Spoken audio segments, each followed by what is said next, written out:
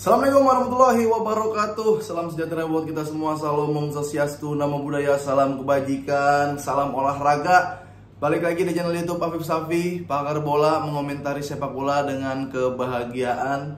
Nah, hari ini tanggal 1 April dan baru upload lagi karena sebenarnya gue males nonton pertandingan jeda internasional, kualifikasi, pertandingan persahabatan gitu kan. Jadi ya nggak terlalu nikmat gitu buat ditonton, nggak terlalu seru gitu kan, tensinya juga nggak terlalu seru. Nah, dan sekarang Liga udah mulai bergulir lagi, terutama Liga 1 Indonesia udah ada pemenangnya, PSM Makassar. Selamat buat PSM Makassar. Liga Inggris sekarang udah mulai lagi, Liga Spanyol dan Liga-Liga Eropa udah mulai lagi. Tapi sebenarnya yang lebih penting ini ada pembatalan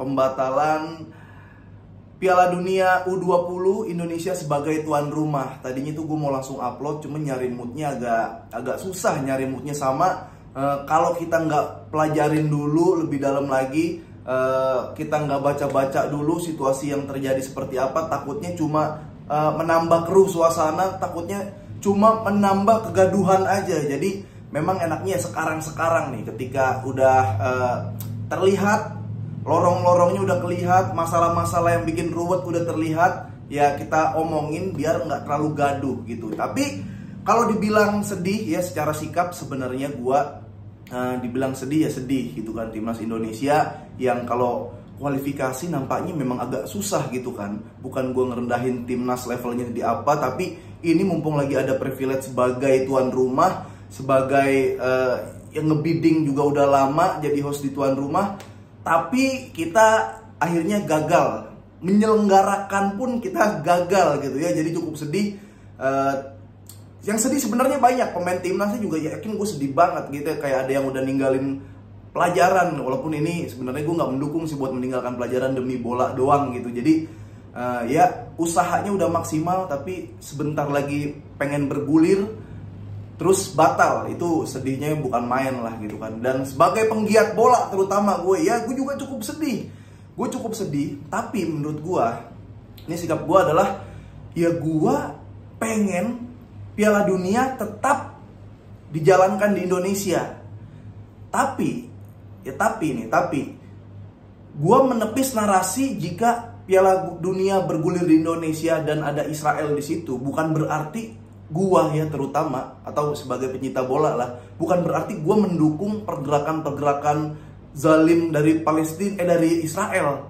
Ya, gua mendukung adanya timnas dan Piala Dunia U20 tetap digelar, ya ada Israel, tapi bukan berarti gua mendukung pergerakan terorisme, pembunuhan, pembantaian, nggak sampai ke situ ditarik-tariknya. Jadi ya udah, gue cukup sedih gitu. Nah, permasalahannya sekarang kan ribet banget, kecot banget ya, ditarik-tarik ke 2024. Ya sebenarnya masih nyambung-nyambung aja kalau ditarik-tarikin gitu kan. Tapi gue mau membahas di sini apa hal yang sebenarnya bikin jadi ruwet, sebenarnya bikin jadi rame, sebenarnya bikin jadi rumit. Kalau dibilang oke, ini ada tiga ruang nih, tiga ruang. Pertama, dari Indonesianya, dari politisi-politisi, dari yang beberapa yang menentang, ada dari PSSI, ada dari FIFA. Nah, dari Indonesianya dulu beberapa pihak yang menentang, ada Pak Ganjar waktu itu, terus Gubernur Bali juga, Koster, dan beberapa ormas-ormas itu yang menentang adanya Israel di Indonesia. Nah, ini gue bacain dulu mungkin. Sebenarnya kalau menentang ada dasarnya itu kan enak. Ya ada dasarnya. Karena sebenarnya pemerintah Indonesia itu punya peraturan gitu. Kayak mereka kan yang menentang tuh dasarnya dari jangan jual kedaulatan demi mimpi gitu kan, memegang teguh prinsip Bung Karno. Nah, tapi sebenarnya ada peraturan lagi. Gue baca dulu peraturannya nih biar nggak salah. Nah, ini dalam melakukan hubungan dengan Israel, kiranya perlu diperhatikan prosedur yang ada selama ini dan masih berlaku. Beberapa poin tuh. Tidak ada hubungan secara resmi antara pemerintah Indonesia dalam setiap tingkatan dengan Israel, termasuk dalam surat menyurat dan menggunakan kop resmi. Itu aja udah nggak bisa, itu juga udah nggak boleh. Selanjutnya, tidak menerima delegasi Israel secara resmi dan di tempat resmi, ya kan nggak bisa menerima delegasi Israel datanglah ke Indonesia. Selanjutnya, tidak diizinkan pengibaran dan penggunaan bendera, lambang ataupun atribut lain serta pengumandangan lagu kebangsaan Israel di wilayah Republik Indonesia. Terus, kehadiran Israel tidak membawa implikasi pengakuan politis terhadap Israel. Selanjutnya, kunjungan warga Israel ke Indonesia hanya dapat dilakukan dengan menggunakan paspor biasa. Lanjut lagi, otorisasi pemberian visa kepada warga Israel dilaksanakan oleh Kementerian Hukum dan HAM. Direktorat Jenderal Imigrasi. Visa diberikan dalam bentuk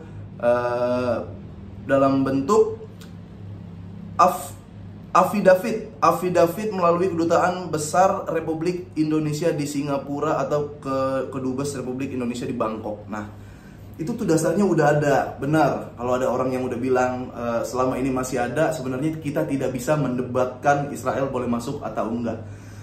Tapi, nah ini nih yang bikin rancu lagi, yang bikin bias lagi. Kalau memang konsisten dengan yang ini gitu, ada beberapa yang tembus. Kayak ada atlet Israel yang main di Indonesia waktu itu juga, ya ada atribut ya Israel di daerah Bali gitu kan. Terus delegasi, pokoknya ada hubungan, walaupun bukan hubungan yang erat, tapi pernah terjadi seperti itu. Nah, terus juga kalau dasarnya adalah penjajahan di dunia itu harus dihapuskan gitu kan, tentang Undang-Undang Dasar 45 gitu. Nah, mungkin karena Palestina ini emang seksi dan besar gitu kan, kalau dibahas dan skalanya lebih terang dilihat gitu kan, lebih nyangkut lah kalau dilempar gitu, kalau dilempar ke berita lebih nyangkut ke orang-orang. Indonesia ke Palestina ya sangat itu, tapi ada juga negara-negara yang lain menjajah, ini nggak bersuara. Itu tuh yang bikin tembus nanti buat di counter sama pihak-pihak penggiat bola, pihak-pihak yang pengen Indonesia tetap menjalankan U20. Itu yang bikin lemahnya di situ. Dia punya peraturan melarang Israel gitu kan, apapun ke Indonesia, tapi pernah ada orang Israel yang masuk. Di situ lorong yang pertama. Nah, kalau di FIFA, sebelum ke FIFA tadi ada dasar gini, itu Rusia bisa nggak main di Piala Dunia gitu kan. Nah, waktu di Rusia yang main kan UEFA dan negara-negara lain juga ikut serta melakukan protes. Jadi banyak hal yang dipertimbangkan UEFA, akhirnya Rusia nggak disikat. Rusia nggak diikut sertakan di Piala Dunia. Nah, ada lagi narasi yang mengatakan apabila mendatangkan Israel, ini yang nyangkut di gue nih, mendatangkan Israel ke Indonesia itu sama aja kita mendukung pergerakan terorisme, mendukung pembantaian pergerakan Israel. Maksud gue nggak sejauh itu gitu kan, nggak sejauh itu. Nah, sekarang kita ke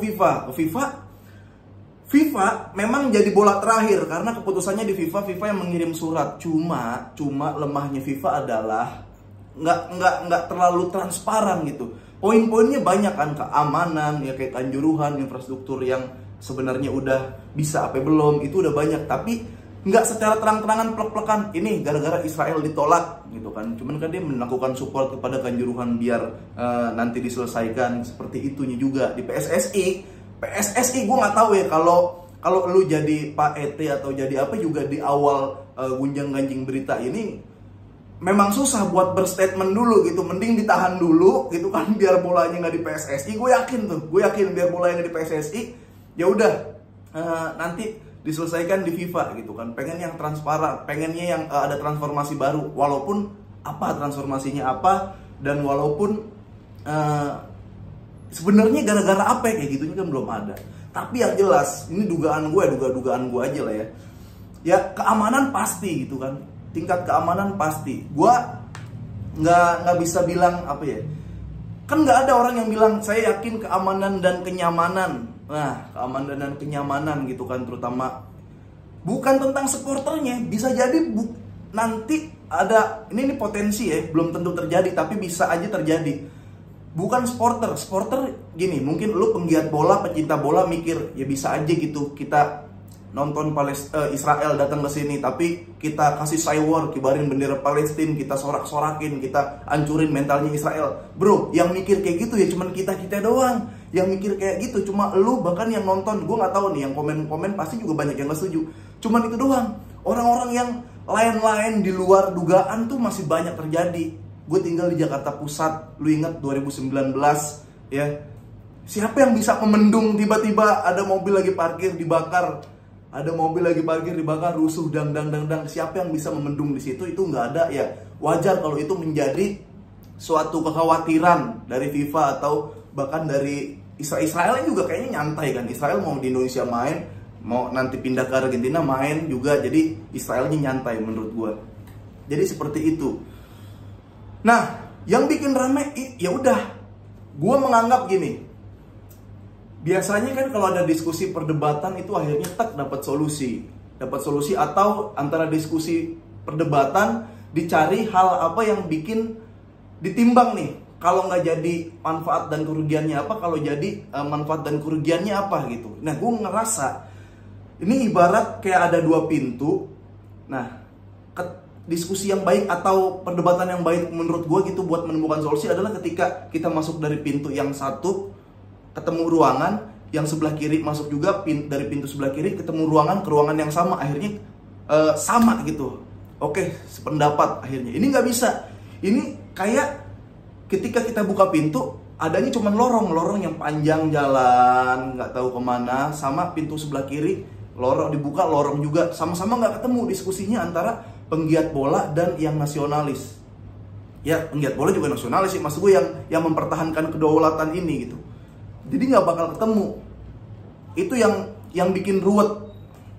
Nah, masalah statement ini sebenarnya lebih ke politik ya. Masalah statement Pak Ganjar yang menentang Israel untuk datang gitu. Kalau orang yang main medsos seperti kita gitu kan, mungkin lu yang nonton, yang bermedia sosial, yang aktif nonton berita, misalkan gini, ada yang kait-kaitkan dengan politik 2024, ini mentang-mentang 2024, lu kok waktu Ukraina dijajah diem aja, waktu itu ada penjajahan lain diem aja, pas Palestina vokal kayak gitu misalkan. Nah, ada yang bilang ini buat 2024 juga. Ini blundernya Pak Ganjar. Itu kan menurut yang pro adanya Piala Dunia tetap berjalan, iya nggak? Nah, masalahnya untuk meningkatkan elektabilitas mungkin di sosmed enggak, ya turun tuh elektabilitas Pak Ganjar atau Gubernur Bali itu turun. Tapi kita juga mesti sadar, kita main sosmed dan ada juga orang yang nggak main sosmed, ya kan? Indonesia ini negaranya 350 jutaan lah orang. Ada yang bilang itu Pak Ganjar diserang, dilihat di Instagramnya tuh 200 ribuan komen, head comment semua. 200 ribu yang head comment, sisanya berapa tuh rakyat Indonesia tuh? Yang ya bisa aja, wah keren nih orang yang norak Israel nih, kita ini yang orang-orang konservatif, yang orang-orang nggak main medsos itu yang mendukung. Jadi sebenarnya bener-bener abu-abu banget. Semua bisa salah, semua bisa benar juga. Itu yang bikin rame gitu masalahnya. Nah, gua nggak mau ketarik politis, itu mungkin obrolan off air lah. Cuma secara penggiat bola, ya gue juga yang tadi gue bilang, gue cukup sedih penggiat bola. Indonesia batal, mesti gini kita bidding dari jauh-jauh hari. Ada yang bilang nggak bisa memprediksikan Israel, ya ternyata Israel jago lawan dia ngalahin Perancis gitu kan. Terus setelah itu rame perbincangan, ya gue sedihnya adalah mereka udah ninggalin pelajaran demi bola gitu kan. Kapan lagi Indonesia main walaupun skalanya U20 tapi Piala Dunia gitu kan, siapa tahu ada pemain yang bagus dilirik. Kita gak, ya bisa dibilang gagal memperkenalkan budaya Indonesia gitu. Yang bikin seneng kan, aduh apalagi di Senayan GBK gitu, gue ngelihat pemain yang kelas dunia ada di situ. Pemain yang kelas dunia kayaknya gue bakal nonton gitu, istilahnya gue bakal nonton. Sedihnya sih disitulah, istilahnya hampir gitu. Kita tuh bisa jadi etalase Piala Dunia. Nanti ada pemain-pemain bagus dari timnas diambil kayak gitu. Jadi cuma kalau udah gitu ya kepanjangan, ininya aja di dasar-dasarnya belum selesai. Jadi udah ini serius mulu dari tadi nih. Gitu aja. Jadi memang ruwet, seruwet-ruwetnya, bingung sebingung-bingungnya. Jadi ya udahlah, kalau ini langkah yang diambil gitu kan, mau harus apa lagi gitu kan. Kita harus memang kita emang negara yang hampir ya, bener-bener hampir juara AFF, hampir bahkan menyelenggarakan Piala Dunia aja hampir. Patah hati sering banget kalau jadi pecinta sepak bola. Patah hati sering, belum lama ini itu udah ada lagi kejadian kayak gini. Jadi gitulah yang bikin ruwet. Ini masalah benar tetap bola tetap tercampur dengan politik, bola tercampur dengan politik. Cuma kalau lu nonton TV di berita gitu ada yang bilang dengan mendukung Israel kamu adalah orang yang bla bla bla, itu gue sangat nggak setuju banget gitu. Gue nggak tahu menau soal politik, maksud gue nggak mau tahu menau tentang bla bla bla selain bola. Ya udah bola aja gitu. Gue demi apapun gue nggak mendukung Israel dalam pembantaian dalam ini itu, enggak gitu kan. Emang pengen bola aja. Jadi ya udahlah, ini blok-bloknya itu udah terpolarisasi lagi seperti itu. Apalagi yang tadi gue mau omongin tuh nggak gue catat sih, sialan. Ya pokoknya rame. Bahkan kalau lu nonton nih, setuju sama gue dengan statement yang kita dukung adanya Piala Dunia U20 di Indonesia gitu. Lu ngobrol aja sama om lu, sama tante lu, sama keluarga lu, dia pasti nggak setuju kalau ada Israel, pasti itu. Memang nggak bisa, ini udah terpolarisasi, udah bingung harus mau diapain gitu. Tapi yang jelas keamanan yang tadi itu sangat dipertimbangkan di FIFA. Yang gue sayangkan adalah pernyataannya itu kurang kelihatan nyata banget sebenarnya apa gitu. Lu ngelobi apa gitu ke FIFA. Terus dari kubu blok nasionalis, blok yang menentang Israel, dasar-dasarnya udah ada, mereka juga punya, dan ya mereka benar juga. Dasar-dasar penggiat bola juga ya benar juga, dia pengen main bola doang.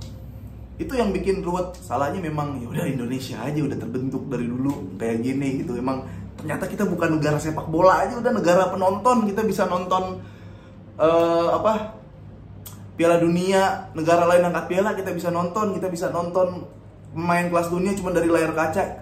Di saat kita mau nonton langsung pemain-pemain kelas dunia di Indonesia, kita akhirnya cuma nontonin kepentingan politisi, kepentingan orang-orang atas. Udahlah, kita negara penonton aja lah. Yang menarik gini, ada lagi kan opini yang bilang kita udah mau menyelenggarakan. Ada orang yang ngapain sih ada Israel gitu. Tapi saat itu kan kedubes Palestina itu udah ngomong, ya udahlah, kita tetap percaya Indonesia support kita, dan silahkan kalau mau tetap berlanjut ikutin aturan FIFA gitu kan. Ya secara nggak langsung kan ya udah terserah gitu. Gue nggak tetap mengubah perspektif Indonesia terhadap Palestina, tapi kalau mau lanjut ya udah ikutin aja aturan FIFA, digituin. Jadi ngomong gitu disuruh ikutin ya karena apa ya? Ya karena dia kedubes Palestina juga gitu. Ya oke lah. Ada yang bilang lu si Palestina banget kayak gitu. Ya nggak apa-apa gitu. Cuma ini yang ngomong gini kan orang Palestina. Yang gini ngomong orang Palestina, kita nggak tahu tuh di Palestina lagi ada apa, kita juga nggak tahu. Kenapa dia ngomong boleh ikutin aja, kalau bisa bilang jangan gitu. Bahkan ada info yang berita kayak intelijen Israel bilang kalau bisa jangan ikut sertakan Israel gitu kan. Di Indonesia bahaya. Nah, jadi banyak lah ini kemana-mana sebenarnya. Bener-bener bikin pusing dah, udah. Padahal gue yakin gitu kalau misalkan Indonesia jadi penyelenggara, memperkenalkan budaya lebih gampang. Banyak usaha-usaha yang dibeli kayak penjahit bola udah ngejahit katanya, tukang kuliner udah disiapkan kayak gitu. Aduh, infrastruktur udah dibangun sedemikian rupa, dikasih lagi bantahan jangan menjual kedaulatan, jangan mempermainkan kedaulatan demi menjual mimpi kayak gitu-gitu. Aduh, udah kena. Lu ngomong setuju setuju dibatalin, bisa jadi benar tapi tetap ada yang nyerang.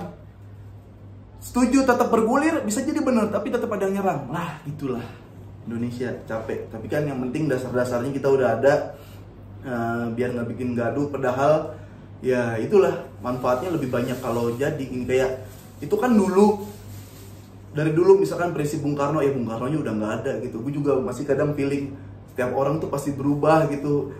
Kalau ini potensi positifnya lebih baik dan lebih banyak buat bergulir, ya gue sih pilih buat bergulir aja. Karena ini akhirnya nyangkut juga. Karena ini gue kalau ngomong gue punya teman orang Spanyol, gue punya teman orang-orang media Spanyol, terserah lu mau bilang halu apa enggak gue. Tapi yang jelas gue ada kontak-kontak orang penting di media-media Spanyol, gue tanya beberapa orang-orang di Spanyol. Ini kan udah batal dan berpotensi terkena sanksi. Sebenarnya bukan sanksi dari FIFA doang, nanti ya bisa jadi sanksi moral, pandangan orang-orang luar terhadap Indonesia nanti. Ada temen orang yang kuliah gitu ditanyain Kanjuruhan, bingung jelasinnya. Ditanyain kenapa sekarang Indonesia batal, bingung jelasinnya. Nah, gue tanya bagaimana media di daerah Spanyol menjelaskan dan memberitakan tentang kejadian ini. Sebenarnya nggak masalah gitu. Toh negara-negara lain tetap seneng karena ada yang nampung. Argentina cepet gercep kayak gitu. Jadi sebenarnya nggak masalah. Ada sih yang bilang kayak kejadian ini sungguh memalukan gitu, terlalu masuk sepak bola di politisi. Itu yang gue agak susah jawab, jelasinnya gue susah banget. Jadi sebenarnya ya antara memalukan kejadian ini bisa terjadi. Coba bayangin nih, ini kan udah batal. Komen-komen orang luar memalukan karena ini nggak terjadi dan dia seneng Argentina mau menyelesaikannya lah gitu, akhirnya menjadi tuan rumah. Itu nggak terjadi. Kalau terjadi, bayangin loh, ntar diceritain apa? Orang gue ke Indonesia keren, tempatnya gini bla bla bla, itu udah disiapin, itu lebih baik. Udahlah, susah lah, pokoknya intinya gitu. Ini ada beberapa pintu yang kalau dibuka lu tetap nggak bakal ketemu. Dimanapun lu buka pintu itu lu nggak bakal ketemu sama orang-orang yang berseberangan karena udah terpolarisasi. Kalau dibilang agenda politik, suatu saat pasti akan dimainkan. Dan yang menyedihkannya udah, timnas bukan cuma timnas Indonesia doang yang sedih, mungkin timnas negara lain juga bakal sedih gitu. Jadi ya udahlah, stop sih menurut gue kayak narasi-narasi. Misal gini, panjang lagi nih. Kalau misalkan ada partai yang kita udah tahu, partai ini gue jelasin aja nih. Di sini ya. Kalau salah ya silakan lu serang, cuman ini kan pendapat gue pribadi.